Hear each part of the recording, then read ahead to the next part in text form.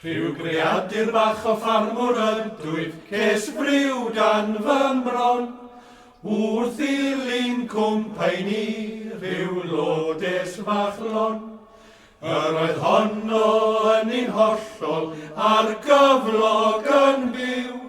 Ymhalas Sion Morgan, o hafod yr hiw.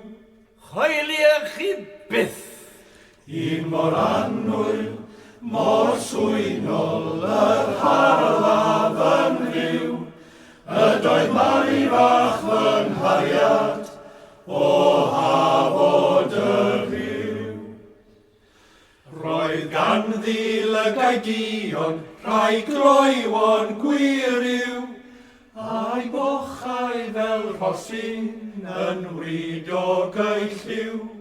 Roedd ei gwallu yn gydynnau yn gyliog a hir, wel rown i'n ei charu, a dwedid y gwir. Choeliech chi byth. Un mor annwyl, mor swynol, yr harlaf yn rhyw. Ydoedd Mari fach fy Nghariad, o hafod yr hiw. Pan soniais am briodi, mi ddwedodd yn syn, am beidio rhoi fy meddwl ar rywbeth fel hyn.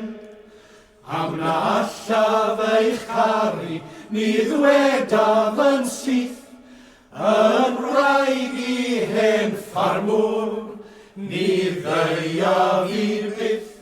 Bobl annwyl, choeliech chi byth. Un mor annwyl, mor swynol, yr harlaf yn rhyw. Ydoedd Mari fach fy Nghariad, o hafod yr hiw. Y geiriau a lefarodd oedd wermod i mi, och neidiais a gwylais, fy nagrau yn llu. Mi dorrais fy nghalon, mi doeglais i'r byw, a ffarweliais a Mari, o hafod yr hiw. Un mor annwyl, mor swynol, yr harlaf yn fyw.